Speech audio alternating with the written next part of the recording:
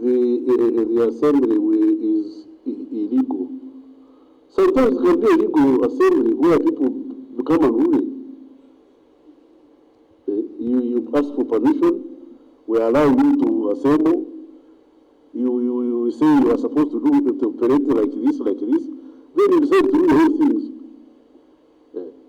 You actually make the legal, otherwise legal assembly illegal.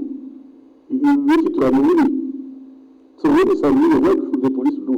Recite a rosary or kneel and pray? No, they disperse like he said, they will use reasonable force. And reasonable force is determined by the arresting officer. And the circumstances. It depends on how much resistance you put up. I have seen wonderful ladies slapping officers. But when I say the face, slapping a uniformed officer on duty is an offense for which you should go to prison. You can't plead, no, I'm an activist, I'm a politician. No. If you are an activist, do activism, but don't assault officers on duty. They are serving the state, they are not serving themselves. You will know right to assault them. I have seen on television people assaulting officers. You are not even supposed to touch. You are not supposed to touch. Touching an officer in uniform is an offense. Touching, forget about slapping. Accosting a uniform officer is an offense for which you should go to jail. And I don't know why they let these fellows go away with it. From now on, we don't want to see it. Anybody touching a uniform officer should be jailed.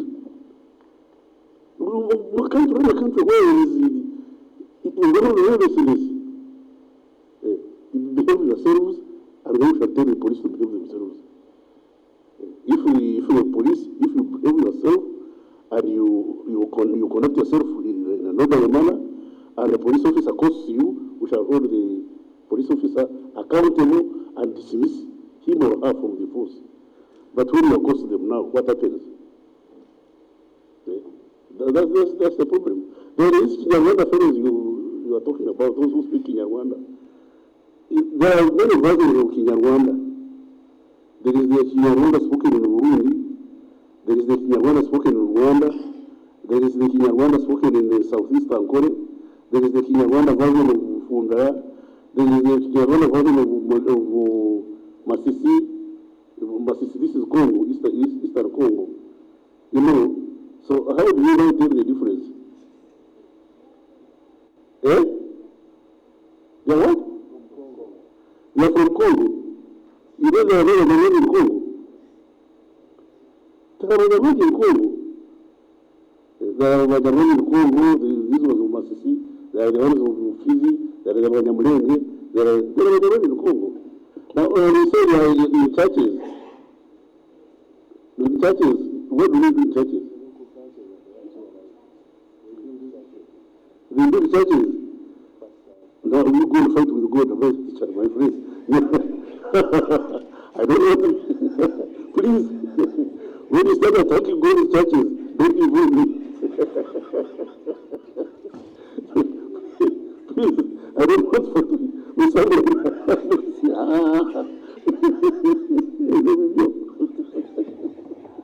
Okay. Yes.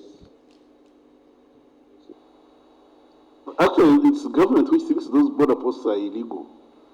As far as the population is concerned, we are a nuisance. Because who determined the border between South Sudan and Uganda? The Acholi is across the border, and the Acholi is in Uganda. See the two countries as one. So when you say you are entering through an illegal immigration, they think you must be sick. Since time in the morning you have used this route, now you are saying I want to close it. Who are you? As you remember, at one time we had Minister Agura Wuri, minister in Uganda, and his brother Buddha Wuri was vice president of Kenya. Now, which one of these was Uganda? So the same thing goes to for the border areas, especially in Africa. And the situation is not unique to Uganda alone. Go to Katuna. There is this man who has a wife in Rwanda and a wife in Uganda. and he has got a banana plantation that traverses the valley, the border with Uganda. One part he has a home, the other part he's got a home. One wife is in Rwanda, the other one is in Uganda. Now, what are the children? These are some of the difficulties we face. I repeated these immigration officers. Now, how do you handle those children? Because how do you handle it? Are they Rwandese? Are they Ugandan? So what do you do? Now, these are some of the things we should sit down and resolve. And the best solution for this situation is East African unity.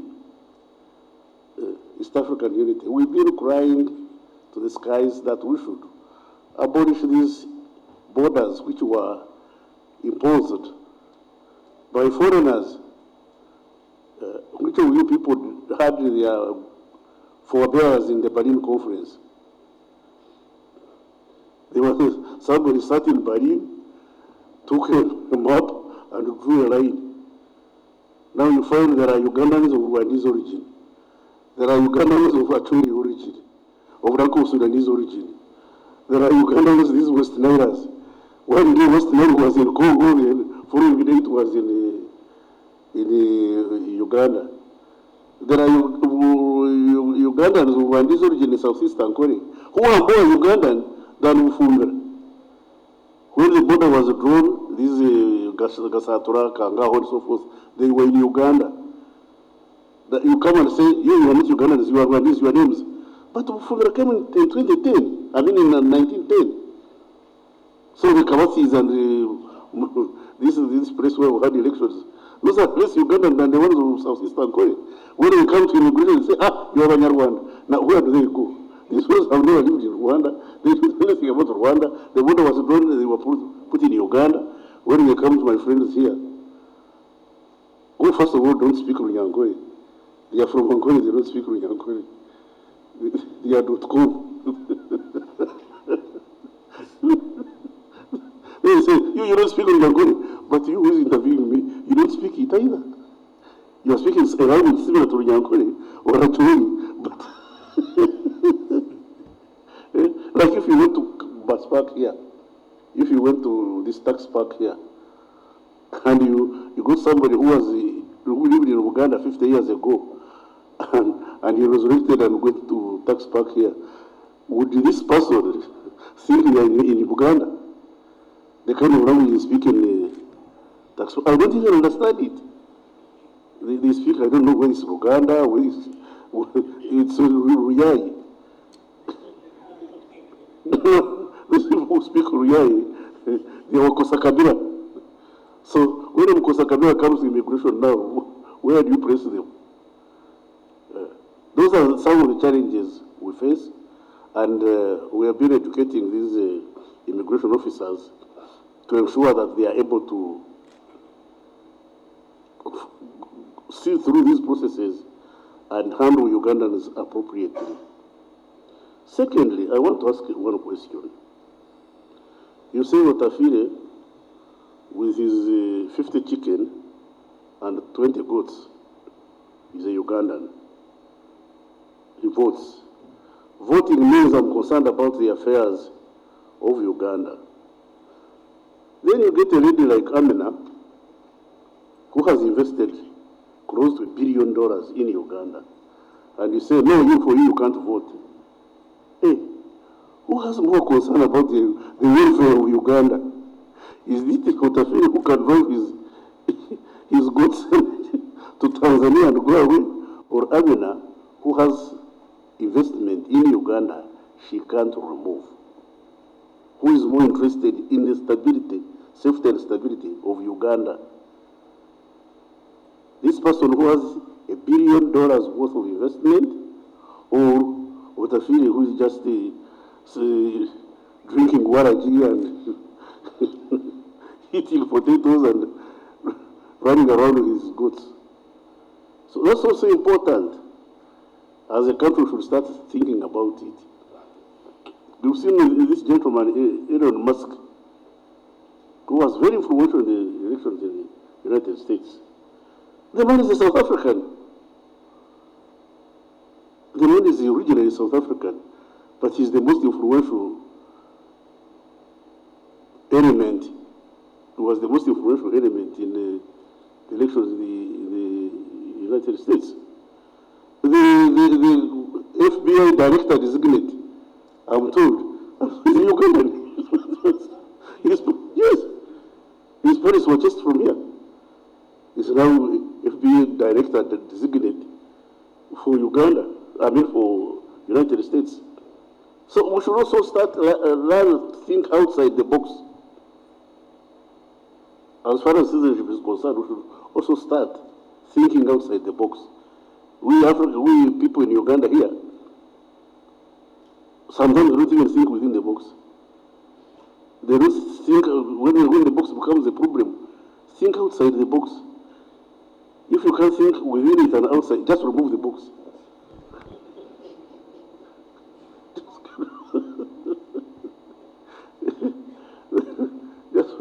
just get rid of the box. So your question, like when you are talking about passports, the question of whether you get a passport or not get a passport should actually be determined at registration. Your question should be determined by NIRA, so that NIRA makes it easy for DCIC to process your passport immediately, so that you don't have to do 2 interviews. NIRA says you are a citizen, DCIC says no, you are not. And they are running the same government. They are in the same government. NIRA says you are a citizen, you come with a citizenship identity card, DCIC says you are not. Sometimes you find some of these fellows have to have another national identity card. Kapchorwa, you find those who have national identity card of Kenya, then they want the national identity card of Uganda. This gentleman has a brother in Kenya, gets who is a Kenyan from Kapchorwa. Then he comes here and says, I wanted my national identity card. But he said, but you already have the one of Kenya. He says, look at these fellows. What's wrong with you? I'm a Ugandan. I live in Uganda. Yeah. So sometimes we have those challenges when we say you can't get an identity card because you have another identity card and we can't give you the one of Uganda. And unfortunately, our people don't know that sometimes you have to renounce one identity card or apply for dual citizenship. And I would encourage dual citizenship in Africa here because of the historical mistakes, the history of our country, our countries. Take the Wakonzo and the Wanananga, the Wanandi. There are more Wakonzo in Congo than in Uganda. Now, what's the difference between a Mukonzo in Congo and a Mukonzo in Uganda? They eat the same food, speak the same language, do the same dances, marry each other. So, what's wrong with the Mukonzo of Uganda becoming a dual citizen of both DRC and Uganda? And why don't we abolish DRC in the first place? Why don't we get rid of DRC and get rid of Uganda and become East Africa? That's the easier path, which we don't want to pursue because of, I don't want to say, as you know, I'm chairman of the Global Pan-African Movement, and I don't want to mix my Pan-Africanism and Uganda affairs. But that answers your question, young man. Why we have difficulty sometimes with giving passports. But in any case, when you get a difficulty, the process should start with your LC1. The process should start at your LC1, LC1, LC2, LC3, then you get your national identity card, and that should solve your problem in different cases.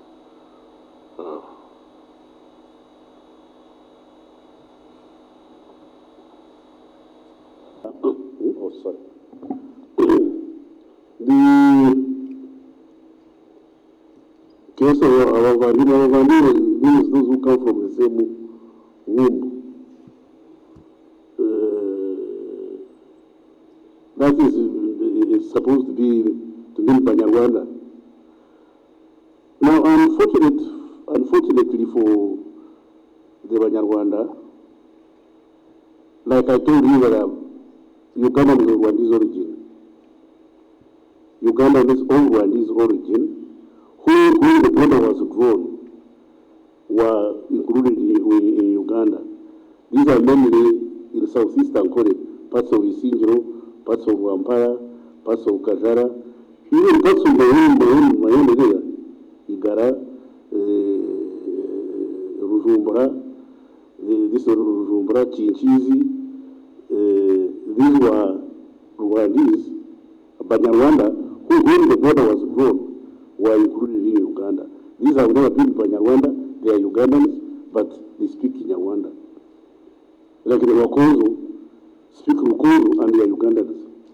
Like the Achoris speak Achori, although their cousins speak Achori across the border, but they are Ugandans. Like the Kalenjin, the Sabine are Kalenjin like the ones of Kenya, but they are Ugandans. Like the Karamajin and their cousins, the Toposa and the Turkana. These are, but there is the Karamajin, the Ugandans, the Toposa Sudanese, and the Turkana Kenyans. But they are the same group. They are called Atekir. They are Atekir. These are the people, you know.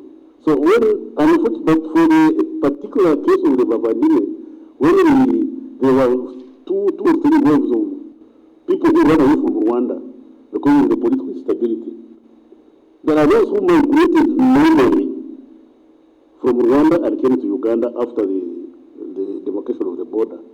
And who have naturalized and become Ugandans.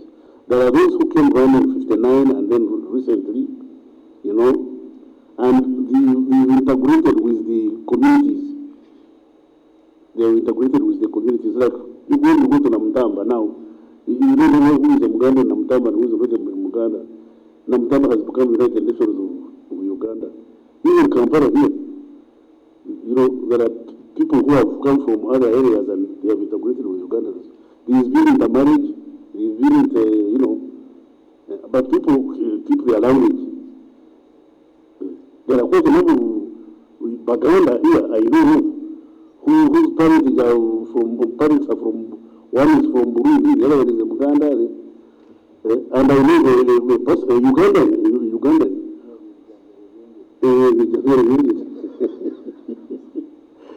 I know the Ugandan is a Mugisu, and they find in Burundi, but that Ugandan is a Muganda. The mom is a Mugisu, she's from Mugisu. The father is from Burundi, who has lived in Uganda for this time. But the man goes as a Ugandan. And we have regarded him as a Muganda, because he's got a Uganda name. Who am I to ask whether, you know? And the child of Uganda is Uganda anyway. The child of Uganda is a Ugandan. How can I be a Ugandan and say my child is a Tanzanian? It's impossible. The child of a Ugandan is no, the child of a Ugandan is a Ugandan. Now, the case of Bavanimwe, it's sometimes genuine, but sometimes it takes a political twist. There is a rivalry between two groups within that community. There are the Bavanimwe, then there is the other group is what Omubano. Then there is Bavanimwe, then they have their own issues. They have their own issues. I don't know how to get involved in their issues. But both of them are Ugandans, if they choose.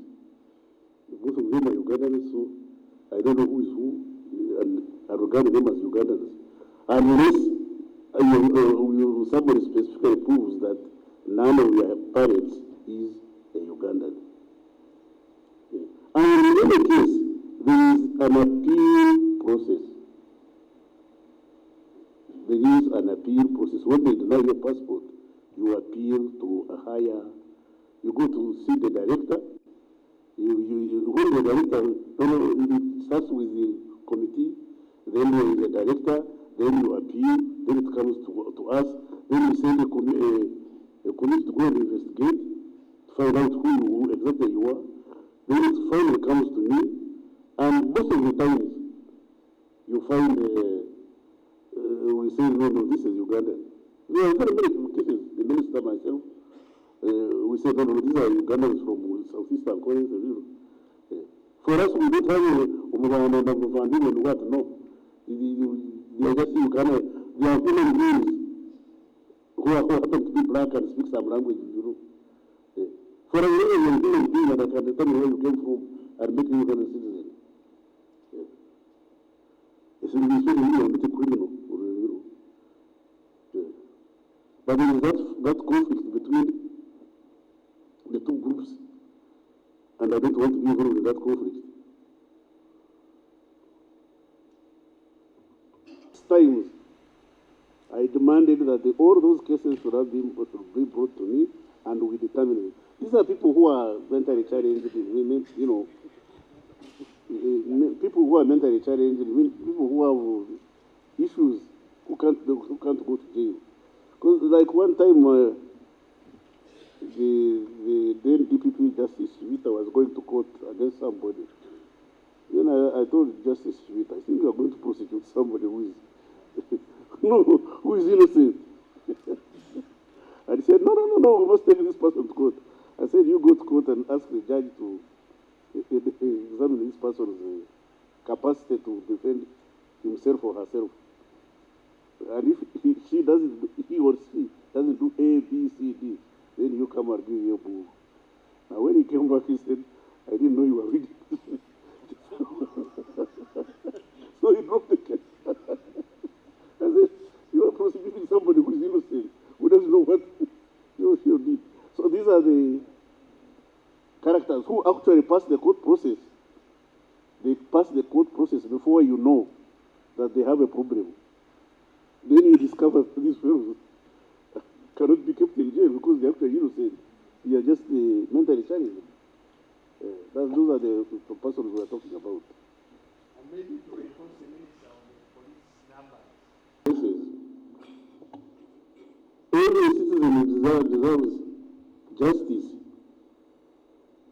The case of a high-profile citizen and the case of an ordinary citizen and the case of a peasant, they are all cases and all of them deserve justice. They should be handled equally. In this, there is nobody who is senior to the other. No. If I have been killed, I deserve justice. Whether I was high profile or humble, they all deserve justice. So this business of saying, oh, this man was a member of parliament, no. Everybody was making a contribution to the nation according to capacity. This one was high profile, he or she was making a big contribution, but the one who planted the matoke you ate for this afternoon, if they had not planted it, you would have gone hungry.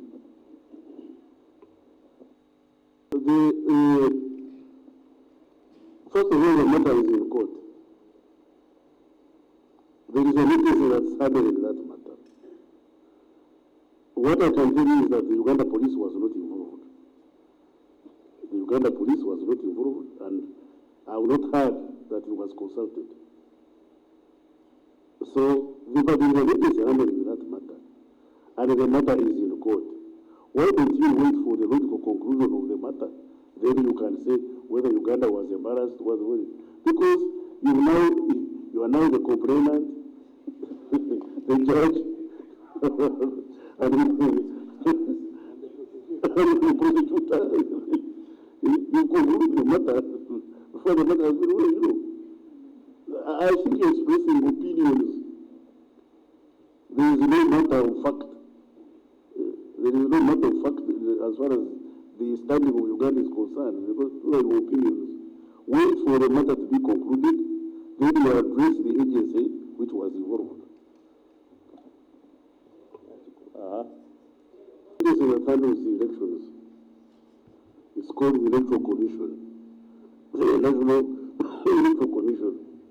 It's the Electoral Commission that gives the matching orders. For you're talking like I'm not a politician, I'm not a politician. So what those people who are complaining want to do, also want to do. But I've not been allowed to do it. I'm waiting for the Electoral Commission to give us matching orders to go and reapply for our jobs. Because for you yourself, what do you call it? Permanent unpensionable. For us to apply for our jobs every 5 years. You go and write an application, and then people who have not brushed their hair ask you, interview you, those who have figures interview you, those who are smart interview you, you get all sorts of things, then when you think you are okay, you come back. You come back to serve them. You know, imagine the interview you to come and serve them. Sometimes they ask you unpleasant questions. But the whole thing has to be orderly. It's the Electoral Commission that will tell us now, this is time for you to go and start canvassing for votes. When you go before a hand and there is no order, then you disrupt society. Because the Electoral Commission says, if when Luke is in Butambara, NRM should not appear there. UPC should be in Mulango, DP should be in Wikwe. When Luke is in Mulango, UPC should be in Butambara, NRM should be in Kasese, so that there is harmony. They don't clash, there is harmony, and that's what the police goes by. So when you start organizing your rallies without involving the Electoral Commission and the police, then you cause confusion. Your supporters are likely to end up clashing with the supporters of the other party. You know, these political parties are like football clubs. The football, the ones of here, the ones of Villa and the ones of Will Express, we will put them in, and one team wins and the other loses, then you have chaos. You know, you have to keep them separate. Yes, the game is the same, but the fans should be kept what? Separate. And it's the job of the police to ensure that the supporters of Express don't clash with the supporters of Vera. That's the unpleasant task of the police. So that's why those who lead these parties have to inform the Electoral Commission, which is the referee, and then the Electoral Commission will inform the police, which is the custodian of peace, to keep these things apart, and then we have, you know, a peaceful society. Otherwise, if we allow everybody to do what they want, that's what we call, that's the characteristic description of anarchy. And my job is not to rate anarchists. My job is to ensure there is law and order within the dictates of the Constitution. Who else said it? And who is buying it? And for how much?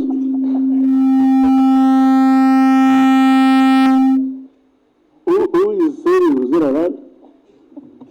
Who is buying and for how much? Do you have an answer? What I know is that Rosella prison was built in 1923. When that prison is built, and I want you to be careful, when that prison was built, the precincts of Kampala were Silver Spring Hotel. Rosella was isolated. It was ideal for a prison. Right now, that prison constellation is surrounded by the population. You cannot have a maximum security institution in the midst of the population, because to maintain those in our custody, you use force of arms and lethal equipment. we are lucky we've not had an incident where they've had to use their weapons. Because you shoot a bullet, it will end somebody's bedroom, bathroom, taxi, boda. It's mad for anybody to imagine that that concentration of prisoners should remain in that location. If you don't understand, you ask questions. Those prisoners were built for a capacity of about 20,000. Now we are holding there over 80,000. Are those prisons ideal for prisoners' welfare, health, and the staff officers? The plan by government is to relocate the prison to a more convenient place, to build better and secure prisons, to build better and healthier prisons, to move elements of court to the prison, and then in exchange for that land, we get somebody who can build us a prison. So nobody's selling Ruzera. We are only trying to relocate the prison. And we don't have the resources, physical resources, financial resources to relocate the prison. But the prison can be, the land of the prison can be evaluated. And the sum total of the land could build us another ideal prison. Better, more better equipped, more, So our plan is, if the value of the prison is more than the prison this person builds for us, that person will add on money. If the value of the prison is less than what the builder, the contractor does, then we shall add more money. We're not saying anything. We are relocating the prison and building a better, more modern, more secure, healthier prison. Nobody's saying Ruzera. And that's a function of the executive. It's not a function of the press or parliament. That's a function of the executive. Because if the prisoners die as a result of poor health, I take responsibility. Do you want to take responsibility on my behalf? If you want, then you better try to appoint the Minister of Internal Affairs. I'm not going to babysit a child with scabies and think it's okay so that its mother loves me. No. Where there are scabies, I'll say, no, these are scabies. These people have told me, the prison officers here are telling me we are in trouble. We are in trouble. They have told me, in the case of a problem, Mr. Minister, you should know. Now, should I sit there? Now I start reciting dua and hope that nothing will go wrong. No. Something has to be done. And we have agreed as government that this prison should be relocated to a much more secure location. Like Butaruka.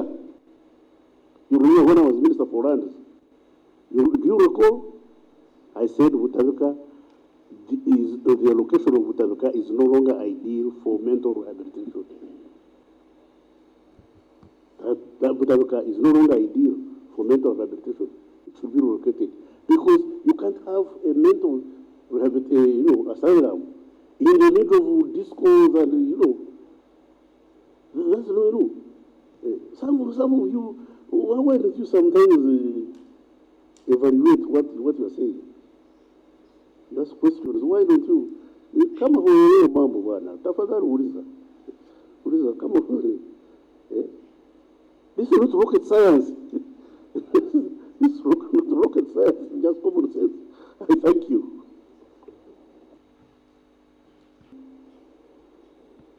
Yes, I have heard, sir. Was it there before I was born? Yes, it was. Is it there when I am? Yes, someone. Who says it won't be there when I'm dead?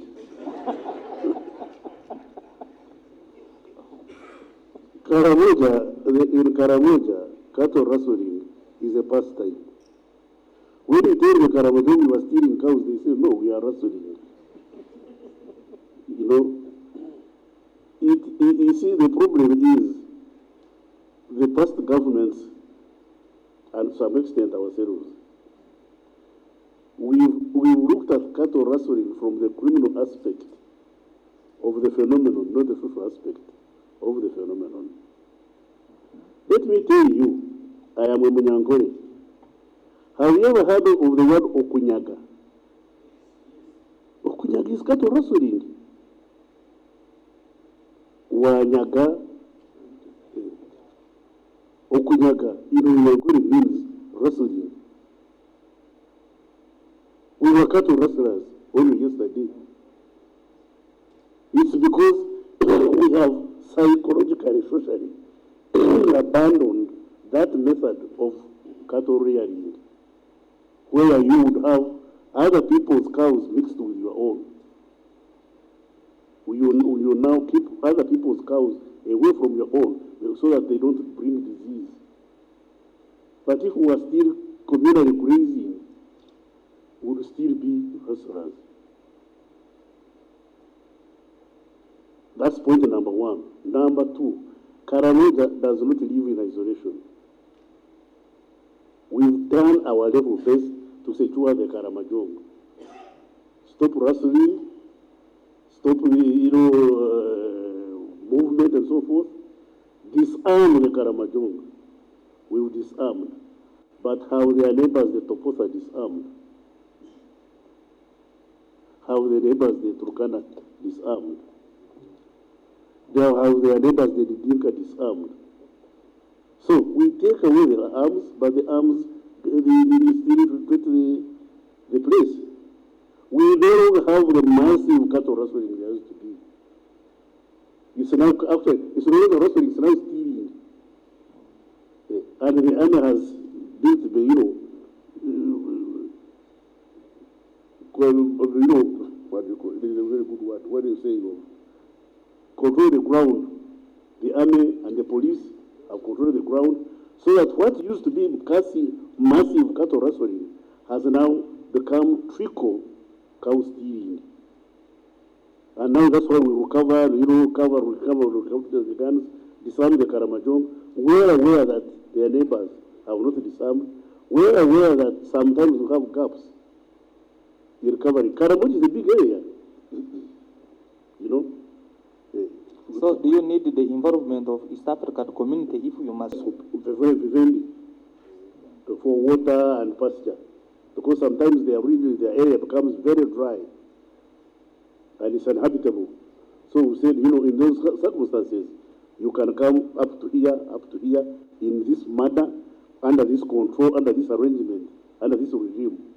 We shall give you water and share with you our school facilities, share with you pasture. Then when the situation becomes habitable on your side, you go back. And you have no guarantee that it won't happen on our side. And we may need, our own Karamojong may need to cross over to Kenya to look after your cows. Secondly, the best would be for the country to mobilize and help Karamoja out of that mode of existence. Because the general feeling has been, the Karamojong are like that. But the Karamojong you can't manage, they are like that. The Wanyankore were like that. It's only recent. Because if the phenomenon of cattle rustling was not there among the Wanyankore, how do we develop the noun? Can you have a name for something that doesn't exist? For us to have that name, it means the phenomenon was there in Ankole, was stealing cows from each other. And particularly from people I want to mention. That area, Karabwe, these Karamuru areas, Ankole, Sinjuru, Rwanda, some of those who were about cattle stealing. They were going to come and steal from us, or go and steal from them. They were going to steal from. That was the situation. It's because a modus vivendi developed that got this phenomenon of cattle rustling out of our DNA. So you will give Karamoja a chance. Give Karamoja a chance, give the neighboring areas a chance, they will develop. Educate their children. Educate their children, give them,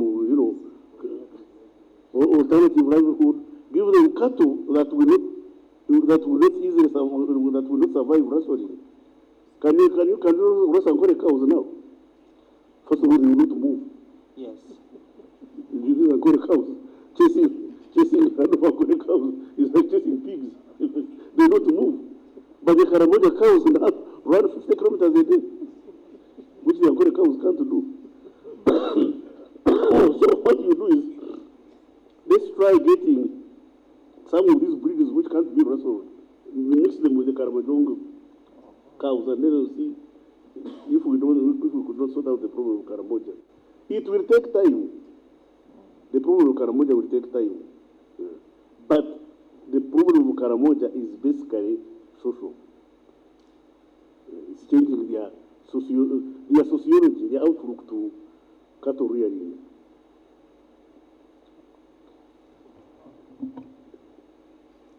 And